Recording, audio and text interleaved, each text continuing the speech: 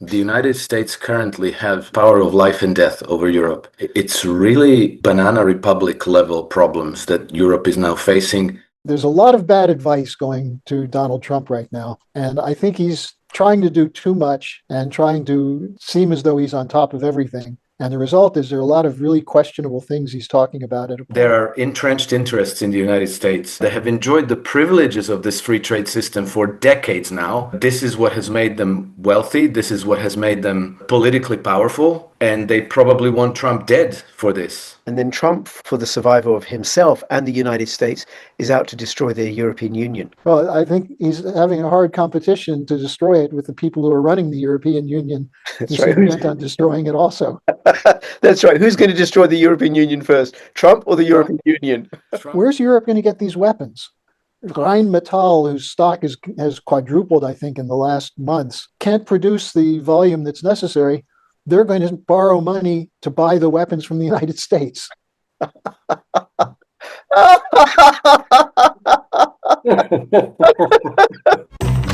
Using Wi-Fi without NordVPN could mean sharing your private stuff with more people than you think. NordVPN. Online security starts with a click. When tyranny becomes law, rebellion becomes a duty. So said Thomas Jefferson. Go to bit.ly/lawful tax protest or bit.ly/make war history and find out why it is a criminal offense to pay central government or local government taxes in the UK. Let's make war history. Hey Harley, hey Alex, thank you so much guys for doing this again. Our monthly look at what's happening in the world. Harley Schlanger from the LaRouche organization and Alex Krainer, the Naked Hedgie. Links to all their stuff in the description below. You can keep up with Alex Krainer's extraordinary analysis and writing at his Substack and also make money using his trend following strategy. To find out more, go to bit.ly/cryptorichalexk. bit.ly/cryptorichalexk. Keep up with Harley Schlanger's insightful analysis on macro politics at larouche.org. Link in the description below. And it's Friday the 23rd of May 1945 UK time. How are you, gentlemen? Doing very well, Rich. Thank you for having me. Hi, Harley. Good to see you again. Hi, Alex. And I'm doing pretty well, all things considered. All things considered. Yes. And where shall we start? Where should we? I have an idea, but okay, I'll say it. 50% tariffs on the European Union since the 1st of June. Trump has announced. Just today? Yeah. Oh. Well, let's see what it's like next week. Yeah. And this is a few days after Keir Starmer has basically handed over the Chagos Islands plus $100 million because that's not enough. We have to pay to give it away. And also aligned the UK with Brexit without a referendum or anything. And signed the pandemic treaty. And then there's three handsome Ukrainian men lurking about. That's just the UK. Well, then you have the Moody's downgrade of the United States. And a lot of warnings coming out that there were problems with liquidity in early April, and we're not past that. That's going to continue to worsen. This big, beautiful budget bill, no one knows what the hell that's going to mean for the United States. So I think this idea of the tariffs, the 50% tariffs on Europe, we were going to have 125% tariffs on China. There's a lot of bad advice going to Donald Trump right now. And I think he's trying to do too much and trying to seem as though he's on top of everything. And the result is there are a lot of really questionable things he's talking about at a point where he is taking the point on the Ukraine-Russia situation. I think that's probably the most serious problem, but then also Gaza. So, yeah. But just with staying with the finances, I saw something in Zero Hedge today about how the ECB is running out of dollar liquidity. Dollars in the Eurodollar zone are drying up. Yes. Well, that's all fine because the Fed has swap lines in place. So if European banks run out of dollar, they can help themselves to the Fed swap lines to bail them out. The problem is if the Fed changes policy under pressure from Trump, if that can be if that can happen. The probabilities are low, but if it happens, Europe is in a world of trouble. Yeah. I think it is happening. Yeah, and this, I think that the thing with tariffs, I don't think that Trump will back away quite as radically as he did with China, because I think that Trump still wants partnership with China. When it comes to Europe, I've heard nothing but contempt from Trump administration towards the Europeans. And they already, the dollar, since Trump came into office, the dollar has gone from $1.03 to the euro to now $1 almost 14 cents to the euro. Yeah. So already all of the European exports to the United States are about 9% more expensive than they were 3 months ago. And American imports into Europe are that much cheaper than they were 3 months ago. And if you add 50% tariffs on top of that, the Europeans do not have a plan B. No. Their whole business model was exporting stuff to United States and the United Kingdom primarily, then a bit less to China. But what a mess. What a mess. I don't even understand why the euro is going up against the US dollar, but it is, and quite strongly. Something Tom said this week, because I'm one of his patrons, Tom Luongo. Yes. When a currency is about to collapse, it rises first because the governments start pulling it in from abroad. So it could be that. It could be that. Sorry, I was just looking at in today's Zero Hedge article, because they talk about the swap lines, and I'm not going to read the whole thing, but it suggests the closing paragraph. Even America's closest allies must reckon with an uncomfortable reality. Dollar swap lines, privileged access to dollar liquidity, have become geopolitical bargaining chips in upcoming negotiations with the US. So Trump may threaten that as well. And at the same time, Alex, he posted a bit later on, or I think half an hour later on Truth Social, a message to Starmer, which is start drilling for the oil that you have. You have 100 years supply. Start drilling for that and use that instead of using renewables. But then we won't be able to meet our zero carbon targets. I know this is really upsetting for you, Alex. I know this is you'll just have to buy a lot of offsets, Alex. Yes, indeed. Carbon futures. That's right. Carbon futures are going to fix it.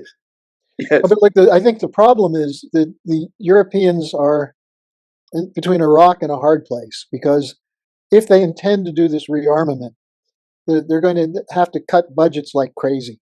And at the same time, they're watching to see if the United States really can reindustrialize and take over some of the European markets. Now, Alex, I think you're absolutely right. Trump is making it more clear that he's looking at the possibility of a major arrangement with China. And I heard yesterday one of my better sources saying that that Trump wants to meet with Putin. They want to try and push this Ukraine situation to a stable, if not a ceasefire, some kind of agreement, and then work the three of them, Putin, Xi, and Trump, at some kind of grand Potsdam conference type event. And the problem they have is that the Chinese are playing hardball, as is Putin. And neither of them will be bullied the way some of the other countries' leaders can be bullied by Trump. And instead of bullying, Trump actually has to stick to the real principles. I mean, the United States still has a certain amount of latent strength in its economy if it were to solve this problem of having to divert all the liquidity into bailouts. And that's what he should be talking to Powell about, not the question of lowering interest rates to create a flow of liquidity. The question is, where's the liquidity going to go? And the U.S. could absorb a lot of that in capital goods production and so on. But it doesn't seem that there are too many people around Trump who think about that. But what do you think, Alex? Do you think that there's any sign that the U.S. is moving toward a positive reindustrialization policy? Because I can tell you Germany isn't. Oh, well, I think that there are many signs, Harley. At least, I have no doubt about the intentions of the Trump administrations, that they're dead serious about this. Um, Trump has been explicit that he wants to make the United States a manufacturing superpower in Yeah. the world. So, if you're going to do that, then you are going to be introducing tariffs on countries that sell on your market to create a Yeah. protected market for domestic manufacturers. So the fact that he's gone forward with this gambit is, well, in a way, I have to say it's encouraging, because it's a sharp change of course from what we've had now for decades. Because for decades it's been the British free trade system Yeah. that has, turned the United States into a last resort consumer of the world, of everybody's exports, which the Americans were buying with borrowed money. Like a giant flea market. Exactly. Yeah. So it was a completely unsustainable and insane system, because the whole culture kind of got reduced to people working like on a treadmill in order to buy more crap. Yeah. And they were. And like, even when I lived in the United States, I thought, like, what is the point of all this? You people have closets bursting full of clothes. They keep buying them. They keep buying plastic this and imitation metal that.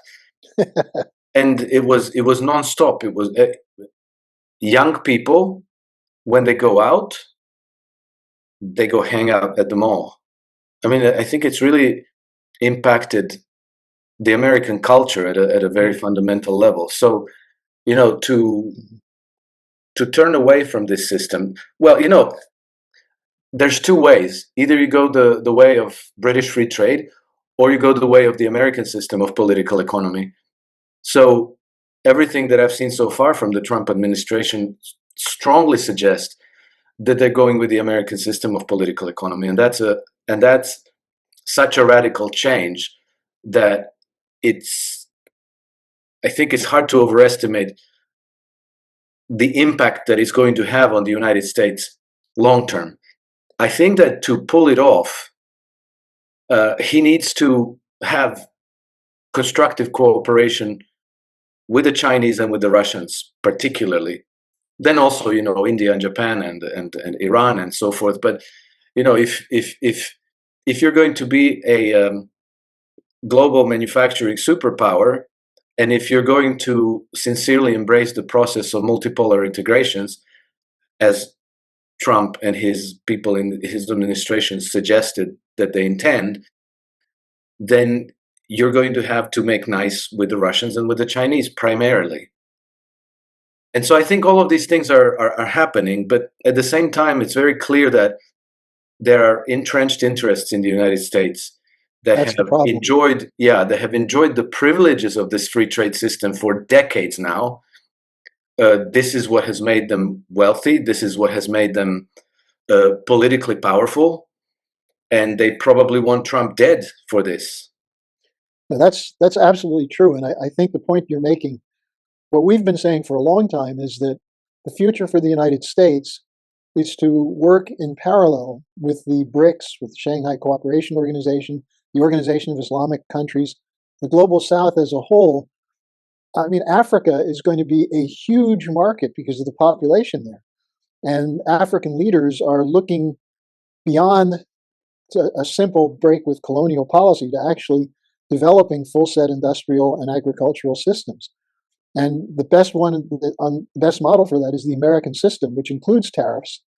And in particular, what I like about Trump is his willingness to blow off the World Trade Organization, the free trade agreements. On the other hand, as you point out, there are very powerful interests in the United States that don't want to lose that, and won't acknowledge that they've become wealthy because of a neo-imperial or a neo-colonial system. But that's what they have. And I think this is where you see Trump looking at Europe as degenerate, because Europe is stuck in this old mode. And he's trying to revive the United States. That's why he talks about McKinley and Lincoln. And I wish he'd talk a little more about Hamilton and List. but it's moving in that direction. And as you know from discussions you've had with Glenn Deason and others, there's a lot more discussion now of the old American system as a model. Yes. And this is one of the key people in Russia, Sergei Glaziev, who's now the state secretary of the Russia-Belarus Union. Glaziev is a great promoter of this idea, a real admirer of Lyndon LaRouche. So, the direction is right for Trump, but I don't trust Besant. I don't trust some of the other people around him. And especially then on the foreign policy, the neocons don't want to give up the armament and defense sector. Yeah. Can you just very briefly, one of you or both of you, differentiate what you mean by American political economy versus the British free trade system, just in a few sentences? Because I find myself, I don't understand, but I'm not going to admit that publicly on video ever. Well, the American system was known in the 19th century as a national banking, as a protectionist system. Protectionism, not to punish other countries, but to protect new industries. And along with that was the idea that you don't have an independent banking sector, that the credit is determined to some extent by the government, by the Congress, with their tax policy, through investment. And what we've had replacing that, what some people call the British free trade system, is this idea of letting those decisions to be made in the hands of the bankers and financial institutions. And so if you look at the last 40, 50 years in particular, going back to 1971, and this is what Alex is talking about, the whole emergence of the consumer economy has been based on a speculative system, financialization, making money by trading financial assets, many of which have no inherent value. And as a result, the old American system from the 19th century, which Bismarck went to, and then the French, and then the Japanese, the Russians, was based on this idea of credit to industry, but also social welfare. It was not a completely rapacious capitalist predatory system, but it included with it a sense that if you produce enough wealth, real wealth, then the population should share in that, as opposed to the gaps that exist today between the rich and the poor. All right, thank you. And then the way that I see it playing out is the EU is controlled part of the whole globalist network, out to destroy the United States, out as a sovereign nation, and then Trump, for the survival of himself and the United States, is out to destroy the European Union. Well, I think he's having a hard competition to destroy it with the people who are running the European Union, who seem bent on destroying it also. That's right. Who's going to destroy the European Union first, Trump or the European Union? Trump is doing it purely for his enjoyment and entertainment. But, then you look at what the Russians are seeing, and the Russians see this military buildup. First of all, they see it as not serious, not a serious threat to them. If they really wanted to do what NATO is saying of take over Europe, they'd have to do things differently. But they're not doing that. But what they're watching is a self-destructive process being unleashed in Europe. Where's Europe going to get these weapons? I saw a report 2 days ago from the think tank of the Social Democratic Party in Germany saying that Rheinmetall, whose stock has quadrupled, I think, in the last months, can't produce the volume that's necessary. They're going to borrow money to buy the weapons from the United States.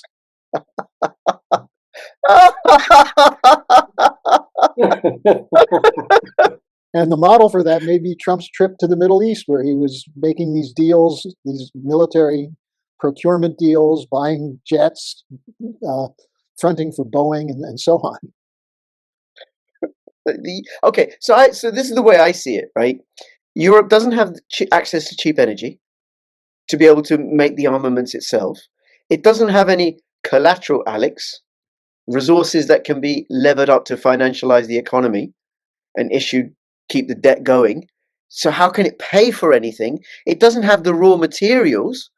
It has to purchase them, and it's got no means of of raising revenue.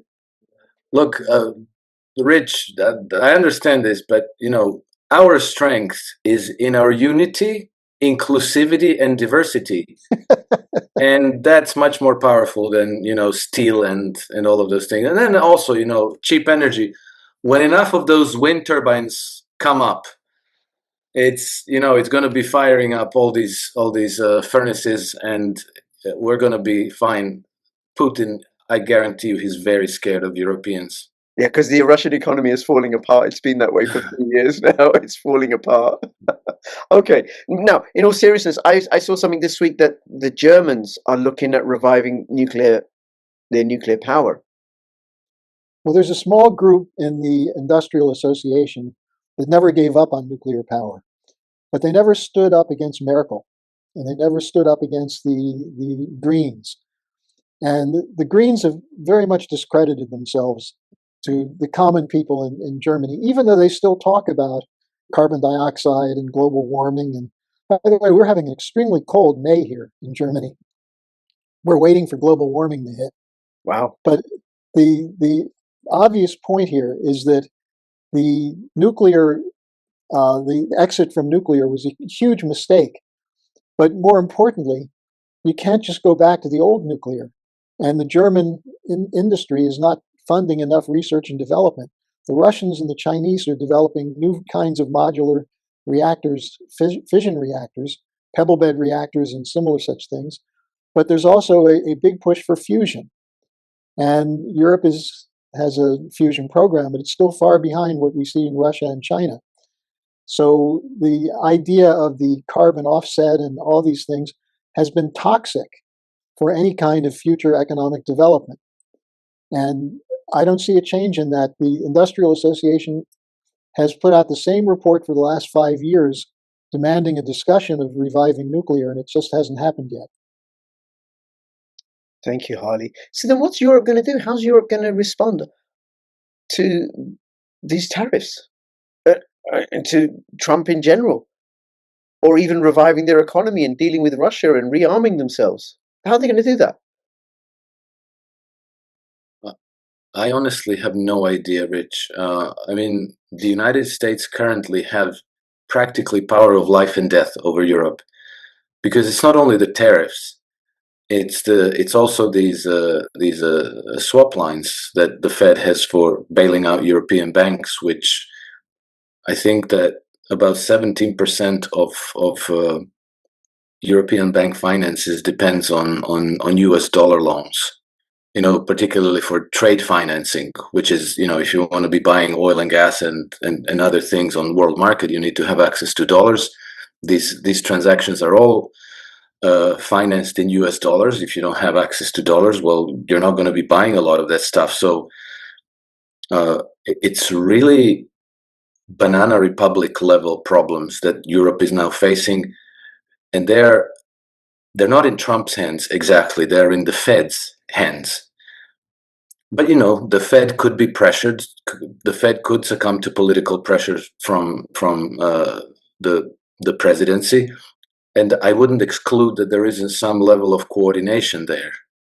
Because let's not forget, and you mentioned Tom Luongo. Tom Luongo has, for years now, been documented how practically from the moment Jerome Powell came into the Federal Reserve, he started the process of the United States transitioning from LIBOR to SOFR, and that's those are interest rate benchmarks. But one of them is defined in London interbank borrowing rate, and the new one, SOFR, which is, I forget what it stands for. Secure overnight fund rate. Yes, exactly. That's exactly what I was going to just say. You always want to listen to a social worker to learn about the financial. To learn about finance, yes. And so that's practically been the United States returning sovereignty back home, because the price of money is the most important price in defining your economic policy and how you can develop your economy. So that step was necessary in order for the United States to decouple from London and to take, because London could pressure the United States by increasing the price of money, slowing down the United States economy. They've been talking about that. If you read The Economist, there's been a big discussion about how the U.S. bond markets are the one vulnerability that Trump has, which has a lot to do with what you're talking about, how London manages that. But Alex, I have a question for you just overall on Europe. Going back to this question of the future, there was a big push to decouple or de-risk with China. But I see in Europe people starting to move away from that. And what's your thought? Because what Trump ultimately is going to need is a deal with Russia and China, as you said earlier. And I think he's moving in that direction. Yes. I think that Europeans are going to find themselves in very desperate straits. And they're going to be reaching out to China, because who else? If they fell out with Russia, they fell out with the Europeans. Africa is throwing them out just one country after the other. They're going to find themselves unable to trade on global markets. They're going to lose export markets. And they are gung-ho to go to war against Russia. So I think that the Europeans are going to have to give up their war drive if they're going to be accepted into this multipolar partnership with everybody else. Mm-hmm. And I think that probably what's going to happen is, I don't know if the current lineup of Eurocrats are even capable of thinking this far. I have it on good authority that they're not watching our podcasts on the regular. That's not true. Ursula von der Leyen is one of my subscribers. So yeah, and I think that's going to probably at some point trigger profound political changes in Europe, which is likely going to include the collapse of the European Union and the collapse of NATO. And it's a thing that's probably overdue, and it's nothing strange. These things happen through history. It happened to former Yugoslavia. It happened to the Soviet Union, and it's probably going to happen to Canada. And it's going to happen to the European Union as well. And then I think that individual countries, Germany, Poland, France, Italy, they are going to see the future in these multipolar integrations. They're probably going to be vying for power to become, the little regional hegemon, Italy, Germany, and so forth. But they will come in probably as junior partners after the terrain has been prepared by Russia, China, and then United States as well. Right. I found it very interesting that Lavrov has been talking more recently, especially since May 9th, about the danger in Europe of a reversion to, let's just say, autocratic or fascist models. And you saw that in the unwillingness to even celebrate the victory over the Nazis on May 9th. But more importantly, the economic policies and the language toward Russia and the continued push on Ukraine as though the Russians are the barbarians at the gates. And yes. I think they've completely missed the changes that have come about in Russia. I haven't been there, but I hear from people like Dr. O and others that the Russian society has opened up. It's more wealthy. People are happier, even in the worst circumstances. And that's a big contrast to Europe, where people are just beset with problems and not having a clue what to do. Yeah, and certainly the march of totalitarianism just continues, and I think that's what they're going to do. They're going to push for war, and they're going to steal the wealth of the citizenry. One of the things that the European Union announced a few months ago is they want a ledger, not on the blockchain, of all the assets held by Europeans. So your precious art, your classic cars, your Bitcoin, your savings, everything, and then somehow turn it into bonds or whatever, or steal it from people, and then use that to that's where they're going to borrow the money from, to buy the metals, to buy the weapons. Well, yes, but the big plans of mice and men don't always work out, And so this is, I think, their wishful thinking. But of course, there's large populations there who are probably going to have something to say about this. And the people in Europe have already been pushed to the wall. According to last statistics from the Eurostat, as many as 45% of Europeans on average have difficulties making ends meet, and in some countries, it's much higher than that. Like in Croatia, it's more than 2/3 of people who can't make ends meet. So now you're gonna sit on your savings, and they're inventing taxes. In Croatia, we never had property taxes. Now they introduced property taxes. At some point, people are gonna say no mas. This is enough, and then you're gonna have to cancel democracy. And if you cancel democracy, then you're running the risk of a civil war. And the Europeans are really, really, truly painting themselves into a corner because they're losing allies, they're losing markets, they're losing collateral, they're losing industry, they're losing their economy. And it seems to me that all they can think about is to offset it by repressing their own populations. At some point that breaks. It can't go on like this forever. It's completely unsustainable. So it might be, as as it happens in the future, it might be a matter of a triggering event.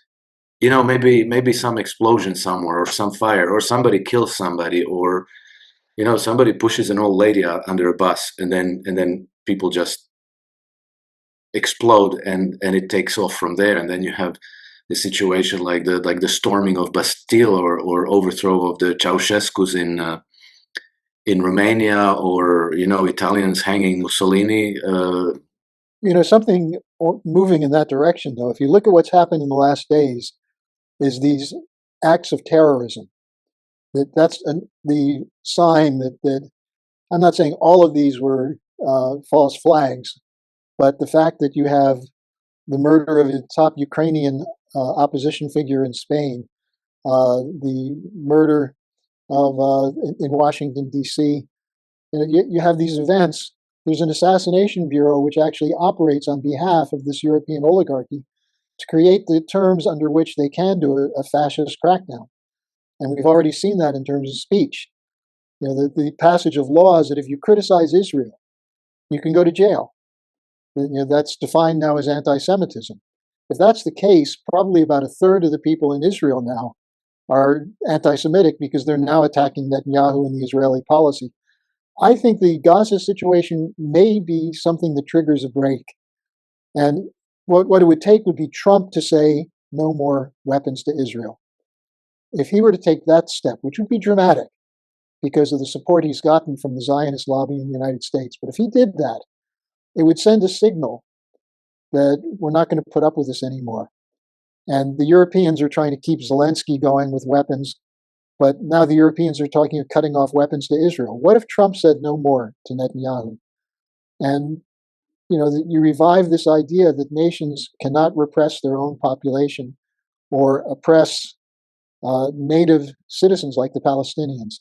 I'm just saying that I see what you're talking about at Bastille. Look at the crowds that turned out where was it, in Denmark or Belgium, a very large march last weekend. So I think we're seeing a shift starting to occur where the people are beginning to realize that they're not being served well by their governments. Oh, that would be great. I saw the clip in the White House with Trump and Ramaphosa, the South African president. And I thought it was brutal and brilliant and necessary. Now please do Gaza. Well, that's the whole point. That's what he should have done with Netanyahu. You want to show pictures of genocide? Yep. Okay. All right. So a couple of other things we could talk about. What's happening in Germany with the new government, the Romanian elections, and then also Keir Starmer's 3 Ukrainian friends.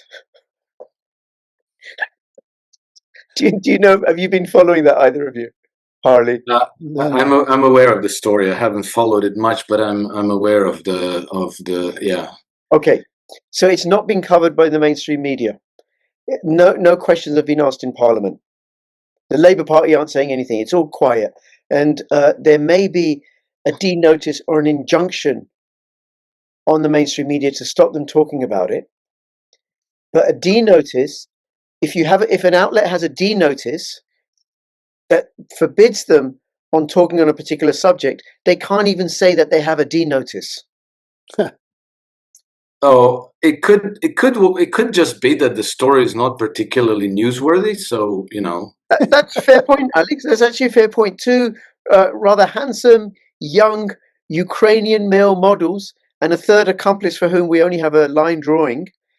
They firebombed two of Keir Starmer's former properties and a car that he used to own and sold to a neighbor.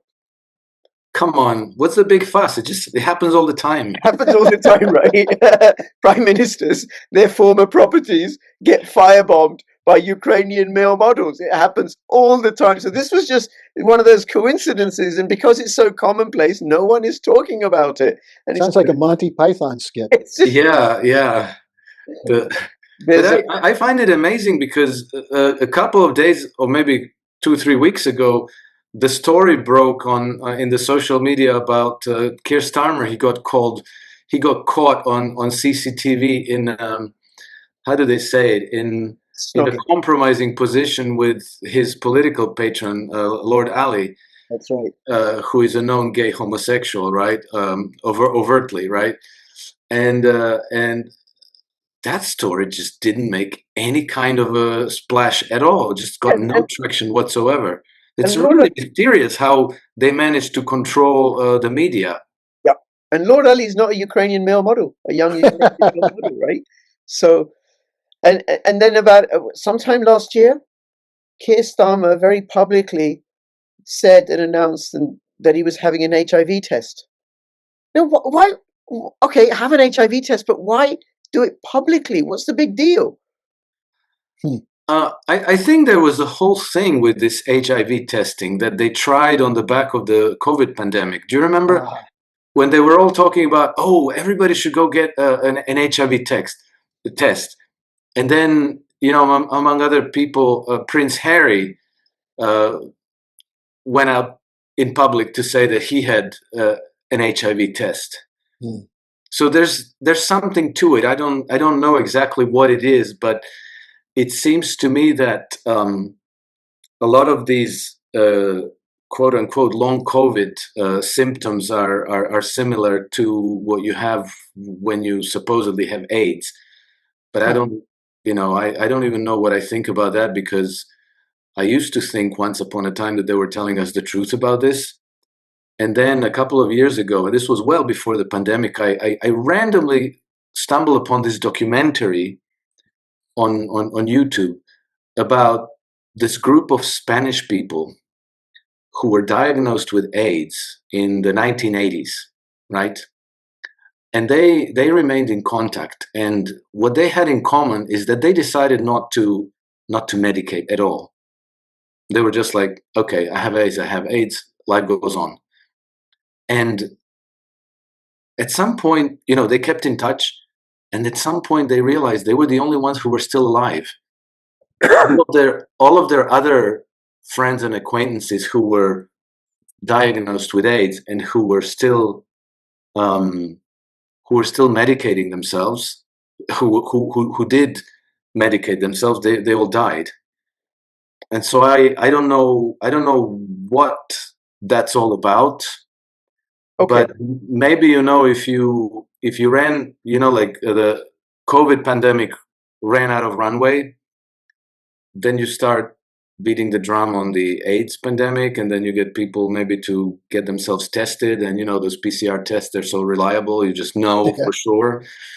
And then they tell you, oh gosh, you have AIDS, you have to start taking all these medications, and then they put you on the medications, and maybe they invent a AIDS vaccine, and who knows where they go with all these things. Yes. Okay. Now, that's not a tunnel that I want to go down, right? I want to keep it with contemporary politics. So, and but I'm saying that it just seemed rather suspicious. Just seemed rather suspicious. His wife is not happy, and that these Ukrainian male models, they have a court hearing on June the 6th, and that will be open to the public, as far as I know, because they've been Oh wow! no offenses. I have to wonder whether these Ukrainian models are not going to get really, really depressed before June and commit suicide. All right. Yeah, that would be very, very tragic. That would be very tragic. Yes. Well, So, this is also the whole bread and the circuses. You have these kinds of stories to grab attention, and the bigger stories, the genocide in Gaza, that's sort of accepted. And I actually think, Harley, that this thing could blow up and I bring think down Keir Starmer, because that would be good. that would be good. Except we'd have some other idiot. Are you talking about Gaza, or are you talking about the Ukrainian models? The Ukrainian models. Oh, That Ukrainian could models. bring down Starmer, and then we'd have somebody else to deal with who's of a similar mindset, probably more incompetent, because they get increasingly more incompetent with each new generation of leader. Okay. Anything else about Romania, Germany, Europe, Gaza, Iran? Well, Romania is interesting now because the Romanian, what's his name, Simeon, is fighting. He's not going down without a fight. And the story in Romania is very widely being reported in Germany, in the Czech Republic, and also there's this whole blow up. You might have seen, Alex, who was it? It was Kallas was going after Vucic for going to Moscow. So you've got a split now. In the east, you have Poland as one of the big four. You have the Baltic states, the mice that roared.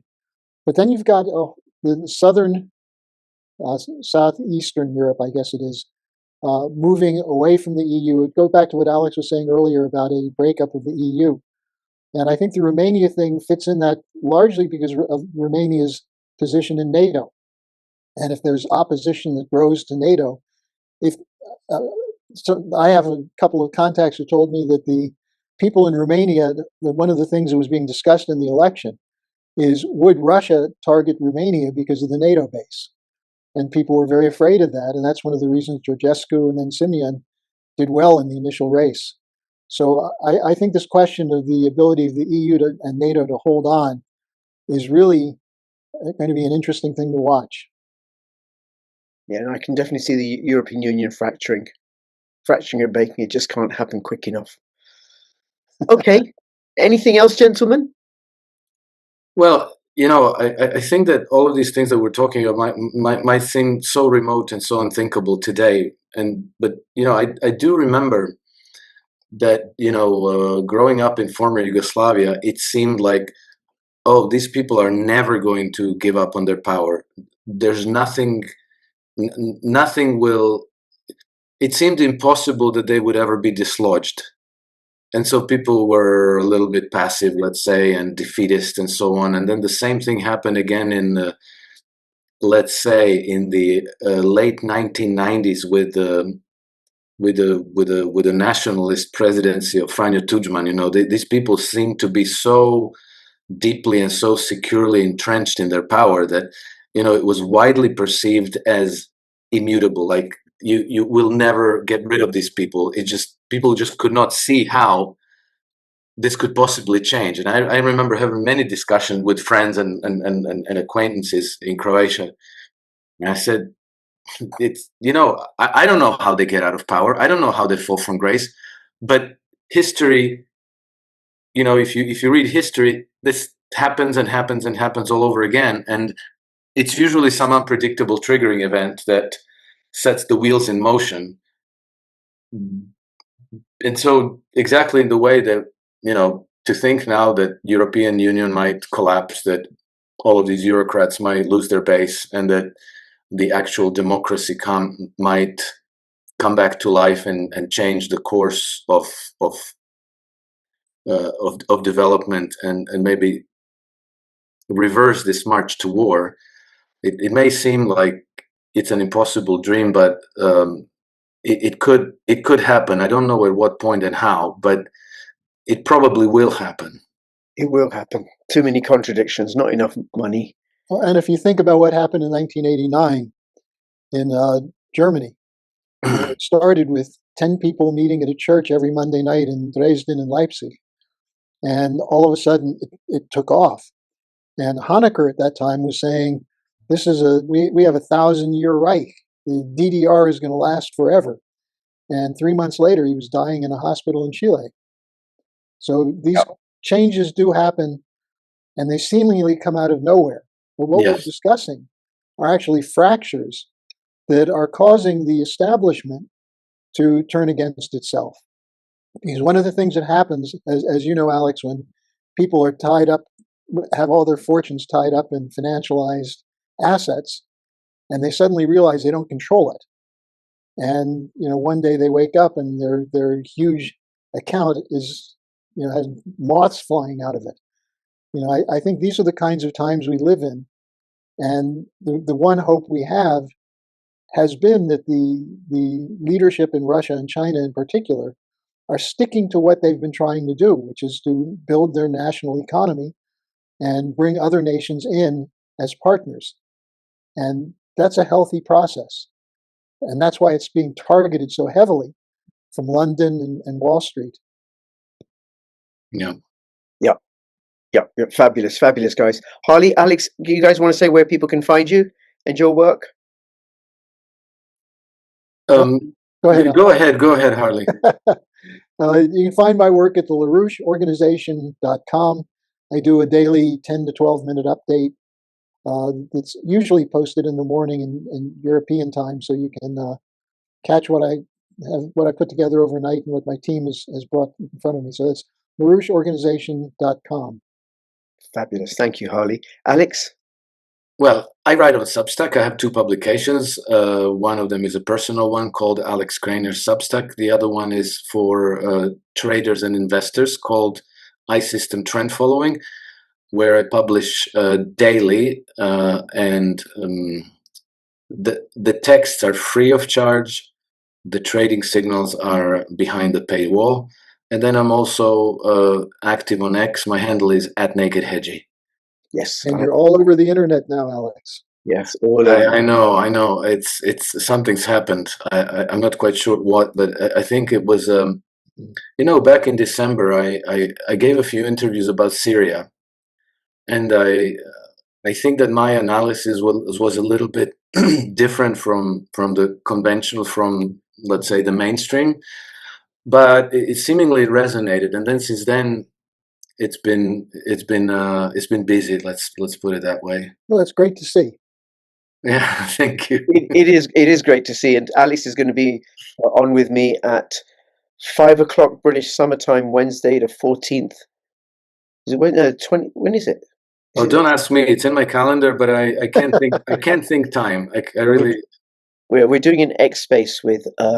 Courtesy of the coinrepublic.com, we'll be looking at what's happening in the financial world and how it may or may not impact crypto. But I don't want to scare Alex with crypto, because Bitcoin. You don't have to scare me. I'm all for it, and I can tell people buy Bitcoin. Just wait till it drops to 20,000 and then. That's right. All right, Alex, Harley, thank you so much. Look forward to doing this with you again in about a month's time. Everybody, share, spread, all the business, comments. Thank you. Bye-bye. Thank you very much. Bye-bye. I give you your own metaphysical profile. You then end up working at your best. It puts you back in touch with your own sovereign essence. I use tropical astrology, Vedic astrology, tarot, and numerology. Your best way to get in touch with me is via monicmoon.co.uk.